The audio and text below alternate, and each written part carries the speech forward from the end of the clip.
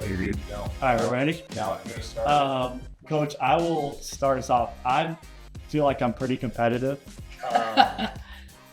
in most things in life, like ping pong, basketball, whatever. I would definitely feel like I'm a competitive person, but there's two areas in life where I'm not competitive. I don't feel like. One is being scared. I don't understand why people go to scary movies. Okay. I've never understood why people pay to go have themselves be scared. I can see that. And two would probably be eating spicy foods. So I feel like you're definitely going to, if this is a competition, I don't know, but I definitely feel like this is, I don't know why I did this, right? And I'm getting hustled. I leave you 0%. I feel like we'll start with this honey I garlic, and you. then by hot, you're gonna be like lathered in wing sauce and Just sweating. So, But let's try this. all right, we're in. I'm trying to keep it from my lips because I feel like that's a key. That was good. Oh, we're only doing one bite? Okay. Well, I mean, go do whatever you want. It's really good, so. No, that one was, we can handle Yeah. that one. It's a Tuesday. Yeah, we're good. So before we get to the next one, they gave us some questions here. Do you have a pregame superstition or ritual that you go through? I feel like we're all kind of, well, for me, the routine. I guess somebody else would call them superstitions, but I'm really big on the time I arrive. I'm really big on some sort of like a hot tamale or Mike and Ike has to be involved. Okay. Usually some sort of sparkling beverage. Go over my game plan, rewrite anything I need to. What kind of beverage did you say? Sparkling like a... or something? No, Okay. no, the games would be a lot easier. Talking like Sometimes bubble you water. like at a timeout, you wish it could be. Yeah. Yeah, no, we're talking like bubble water or Diet Coke, whatever. And then how I do my high fives, players I talk to, always kind of in that. Yeah. So it's just more of a how I like the day laid out rather than individual things, I would say. Okay. How about you? I'm not a big superstitious person necessarily. Probably the same as you, just kind of the routine that I have. I always try to work out on game day just to relieve some stress and energy. And then, just sort of a process of getting mentally prepared. I think it's always a balance between you're mentally preparing yourself for the game, but also just trying to get to a relaxed state where you're not, I think, paralysis by analysis, like just too much going on in your head, and trying to always find that balance. Yeah, I think I forgot to mention my workout too. I mean, seriously, like probably a mile more than whatever you do is what I usually do on game day. So.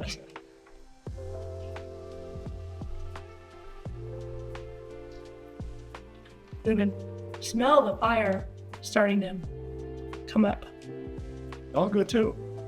I know. I feel like sometimes it hits you a little later, so I don't want to. Yeah, I was braced for the heat, not the deliciousness. So now the challenge is leaving it on the plate. But well, they got a lot of good wings at Wings of Seven. So don't I know it? I knew that some of these would be very good. Or all would be very good. Some are just more hotter than us, but no, that one wasn't bad. All right, then we're going to hit you with a heavy hitter here, Coach. What is your most memorable moment coaching at Washburn so far? Probably winning the MIAA Tournament championship, and was that 2021? My years run together, but that was we've been to the championship game a couple times and hadn't got it done, and then that was a game where Tyler Gunn made the half-court shot. Oh, yeah. I thought it was incredible coaching. Drew up a great play. Nobody gave me any credit for that. Nobody gives me any credit for that. He gets all of it for some reason. I don't understand why, but just a great coaching diagram play. And let's shoot a 60-footer for the game. But no, that was a fun group, special group, and obviously to win that's probably my best memory so far. Hoping that we can create some more. Yeah, no doubt about it. What about you? Oh man, I think you're new, so yeah. You don't have as many years yet. I was gonna say one is more emotional. I think my first came back, looking over and seeing my host family and Grandpa Dan when he was still with us, and I think one of the coolest things, I saw 5 of my professors that I had when I was here came in for my first game back, and it just kind of almost got a little emotional, you know, like there's so many people that you're still connected to. And then on floor, I think just last year when we beat Emporia in overtime to get kind of consolidate, or to make sure we got into the conference tournament again. I mean, anytime we can beat the Hornets, it's a good day. Yeah, that was good. You're building a special thing, and I know, you know, playing here, I mean, it means a lot to coach here no matter what, but I know for you, just coming back, that's got to be special. Yeah, it's, you know, some days I feel it all, and some days it feels, you know, just you're so locked into what you're doing professionally. You're just like, yeah, you could be in Paris and be doing this, but it's a special place, and I know everybody here feels it. Yeah, so absolutely. Whether you went here or not, everybody's in Ichabod. No doubt. When the wing title starts inciting like physical violence, I feel like it's probably a sign. It's coming in hot. I forgot about keeping it off my lips. That was a mistake. Go ahead, Coach. What do you think? That was a significant step up from. That's got a little from the honey. Yeah, a little more. Barbecue. A little more to it. Still manageable, I think, so far. I'm starting to sweat just slightly, but it's okay. I'm surviving. It's like that second. Four-man takes it out, and you see the first press of the season, and you're like, oh. Yeah, we worked on that. Yeah, I've had this before, but not daily. So. All right, what? Let's go next question. What did you want to be when you grew up? Did you want to be a coach, or you had other plans? Yeah, no, that didn't hit me until like my senior year in college. I was going to, when I was little, it was all about, I wanted to be either a cowgirl, obviously growing up in Wyoming, or a professional. I can see you being, yeah. I was really into karate for a while, so that was on the radar. But then as I kind of got older and was thinking actual professions, I was going to thought about opening my own restaurant. Okay. And then when I got here. So this is like right up, would you serve hot wings? I don't know, wings would have been on my menu, but these would have been. I can tell you that, wings, etc. And then it kind of, I had this experience here that I love people, love basketball, kind of folded it all together into one and stuff. Here I am. How about you? Coach for life? Yeah, my dad was a coach and a teacher, and so I was tracking that way. I, getting my degree to be a teacher, and always kind of felt like it was heading that way. But I think sometimes when your parents do something, you want to be like them, but then you kind of go through phases. Do you want to, want to do exactly what your parents do? So I wasn't necessarily just dead set from the age of 5 that I wanted to be a coach, but basketball was always a part of my life, and as I got older, I felt like I did want to teach and coach. And once I was in high school, I kind of felt like that was the path I was on, and it certainly in college, that's what I knew I wanted to do. I was kind of planning on being a high school coach and teacher, and then got the opportunity to be at the college level, and fortunately was able to stick at this level. But I think just like you said, I've always had that itch to compete and then teaching other people to be a coach and be around the game was something I wanted to do.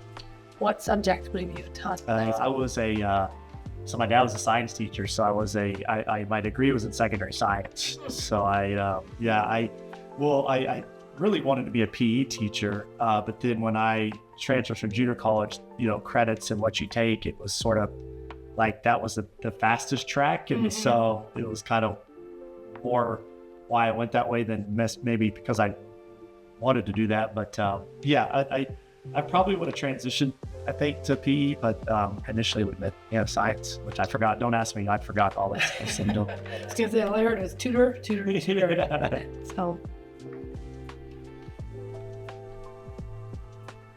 I can already feel my hot wing whispers coming. When you eat wings and you just get right here in the corner of your mouth. That's still good. I thought the one before was almost hotter. Yeah, I agree. That one's like almost a reprieve. Yeah, that wasn't too bad. Good. They're taking it. I think they're gonna hit us at the very end. Yeah. So it's definitely wasn't too bad. we're getting hustled. All right, Coach. You said your family. I know you're a family guy. I know you've been impacted by your father coaching, but would you say he's your biggest influence? Or who are your biggest influences? Yeah, mentors? For sure. He's one of them. I think just growing up in the house and seeing how he coached as a parent. I was really lucky. I had good coaches, good youth coaches. I had a phenomenal high school coach. Junior college was coached by some great coaches, and then I got to play at Kansas for Coach Williams, who's a Hall of Fame guy. Then I was around Coach Self, who's a Hall of Fame guy. So there's been a lot of influences. I'd say probably my primary coaching influence right now is Coach Self. Just I was around him the longest. I was with him for 7 years, and just to see how he ran a program, and treated people, and treated me. A lot of influences, but he'd probably be the biggest piece of that puzzle. Mm-hmm. What about you? It's a good one. I would say I was really fortunate. My parents coached me when I was little, and I always appreciated that because they made it fun. Like sports and athletics has always been fun for me, and I credit that to my parents and how they handled it early. But as far as the most impactful, my high school coach, his name was Mike Carey, and he was maybe the most caring human being I've ever been around. Loved basketball, loved winning, but took care of a lot of us who couldn't have had the opportunities we could or we did without him. Yeah. And then, so he kind of laid this I would say caring foundation, and then coming to play for Coach Mack is probably the most competitive person I've ever met. So, I don't think anyone's ever accused Coach Mack of being soft, but I was really fortunate to have an emotional tie to the game, and then see how one of the most competitive and brilliant basketball minds to be around. And so I think that package has probably been the most impactful. I think, I don't know if you'd agree with this, but I think coaching student athletes in this day and age, you sort of need a balance between both of those. I think that, they want to know you care on a certain level, maybe more than in the past. And so I think that part of it's important. And, then holding them accountable and the discipline and all the things that Coach Mack brought to the table.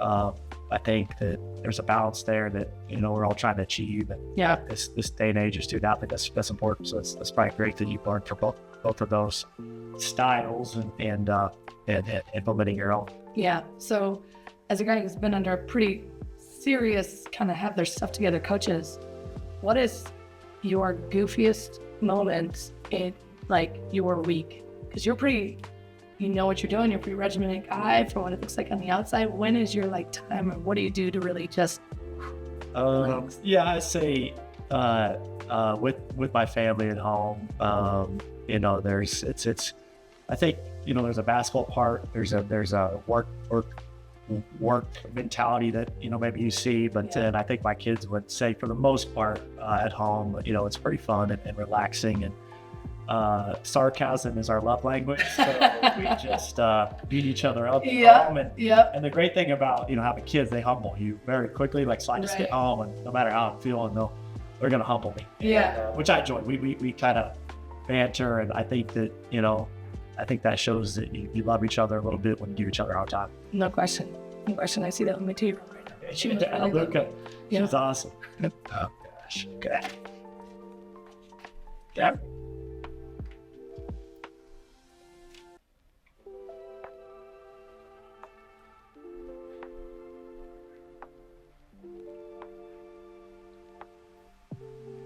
Feel like it's not good when you can't feel it first. That one's coming a little bit there in the old taste buds, and that one's got a little kick. Yeah. Coach, you need some milk? Well, I don't personally, but I need a drink. I thought this was still the hot one. Ice cold milk. I was gonna ask for another one. All right, Coach.